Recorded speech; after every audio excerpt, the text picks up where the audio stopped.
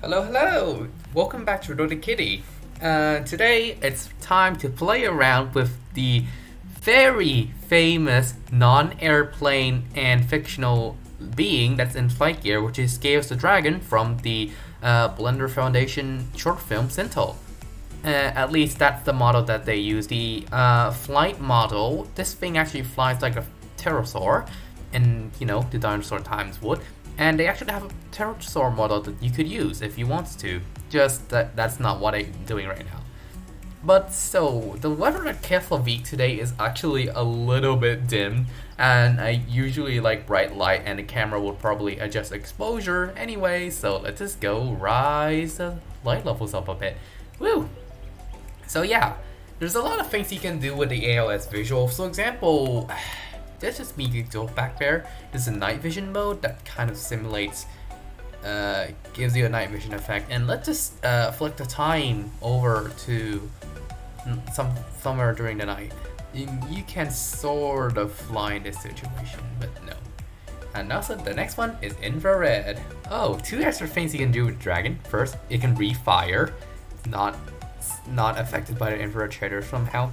And you can pull its wings backwards, which would actually make it unable to flap them and make them behave a little bit more like a glider. It's basically their dive mode. So, it's flying time. Now, my recommendation is to pull up the HUD. It makes this a lot easier. Throttle up to full, and please don't try to steer this around the runway. It's very easy to crash. Now, I find a weird tendency that will tend to go the opposite way if you do try to steer it for some reason. But as I said, do not attempt to try to steer it. And once it gets up to speed, which is about 25 to 35 knots, you keep it around 8 degrees, which will help it soar off the runway like that. You can also use 10 degrees if it works well for you. I don't want it to stall, so I keep it around 8. But if something works for you, use it. It has very little climbing power, and it's just very slow. So if you want to get anywhere with this, you have to find a firm one, climb up it, basically. Let's just turn around. Also, the dragon is kind of masterclass in terms of stability and also wind, because as you just noticed, it turns really sluggishly. And if you're not careful, you can easily overshoot and do all kinds of weird stuff. And because it's so slow, and I'm not sure how much this thing weighs, I'll have to look it up, the wind can easily push it around and it'll drift around a lot. So you really won't be heading anywhere close to forward in many cases. I cannot identify what's going on, but I think we're drifting a little bit to the right here, so we're going to turn ever so slightly to the left. And as I said, the dragon, it's really easy to overdo things and cause trouble. Okay, and once you're in the air, you can totally just use the autopilot to help you make your life a little bit easier. So to turn on the autopilot, it's gonna be wings level, whoops, and a pitch hold of 8 degrees. I accidentally picked the wrong mode there, so I might have to manually correct. And also, let's center that. And it's having trouble right now because I hit the wrong key. But here we go, we have the dragon flying past the terminal building. Legit dragon flying past the terminal building. Let's try to land it, shall we? And I actually found out that landing it normally is very weird, and the best way to go about doing this is just to use the hill W and make it. Let's wheel that up. Actually, it's trimmed. So throttle to empty, maybe. And W, which will make it behave a lot like a glider would. And it's a lot easier to control and keep in the glide slope that way. Right now the roll program is still kicking in, keeping things stable for us, but we have to turn it out eventually, because otherwise we might run into problems with regards to things rolling over. And there we go, we've landed. 415, which is pretty bad, considering all things. But hey, we have a dragon on the ground. Let's just do something crazy and take it up to great heights again. Hey man, don't get lazy and lay down on the ground, go! Actually, let's just, control you and see what happens.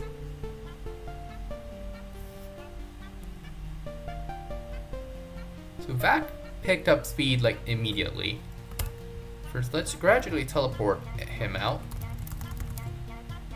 Again, carefully watching speed. Right now, he's way over the cloud cover. Nice. Actually, interesting thing about this dragon, he performed just as well up here as down there the last time I checked. Let's see if we can climb up here. But thing is, we're climbing up here, which is not something many aircraft can do when they're built for a completely different environment. Let's just keep going, shall we?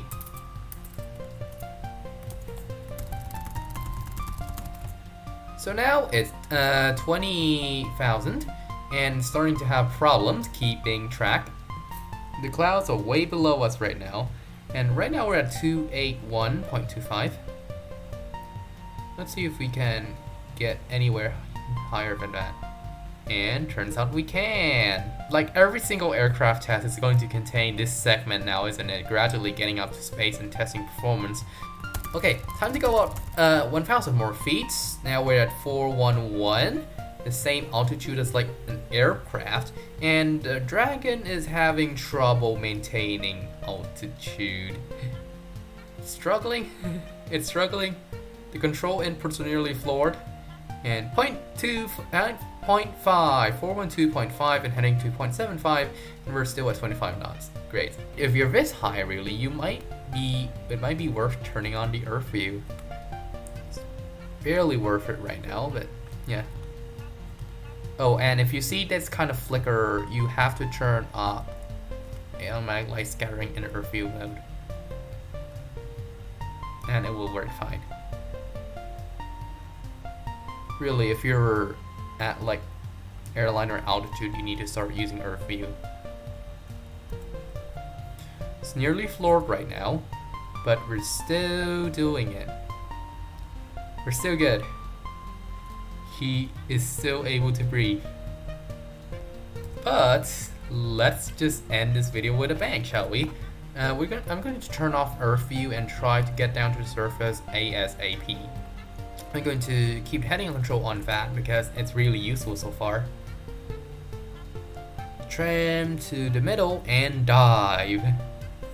I'm actually going to shut down all throttle because that might cause a lot of trouble. And keep an angle of about 80 degrees. What is that anyway? And it turns out that it is having a... Oh. What is happening with the roll control right now? It is going nuts. Okay, I'll keep it on autopilot at 70 degrees. Minus 80. And make it control itself.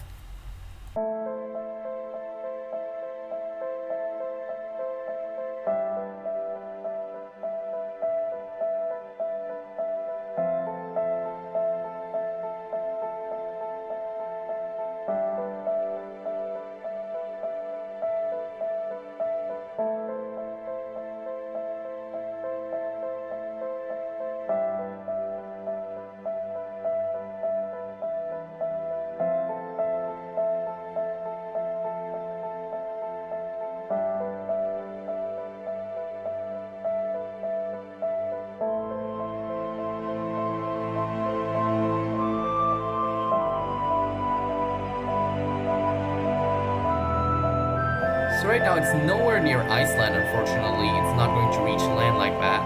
But it's falling with style. Nowhere near Iceland. Poor dragon.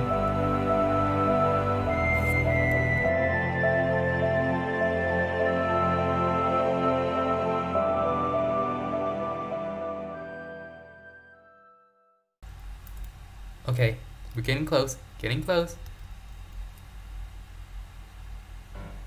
Slow motion contact. That was their unrealistic impact if I have ever seen one. The blade, the fire blade is still like... Poor dragon. Everything is just so messed up for it right now. Okay, let's speed things back up.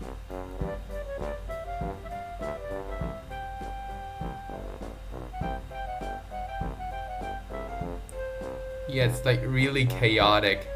And this is without the wings flapping, mind you. Oh, I think I should disable autopilot and reset the controls too if I actually wanted to stop. And now it is back on real time, and it turns out it just likes to flip forever. So no, I'm not going to continue it anymore. So that's the dragon. Actually, the wing flap will actually not work if in replay mode, so that's why I like to do it in normal mode. So we'll see you again next time. Have a nice night.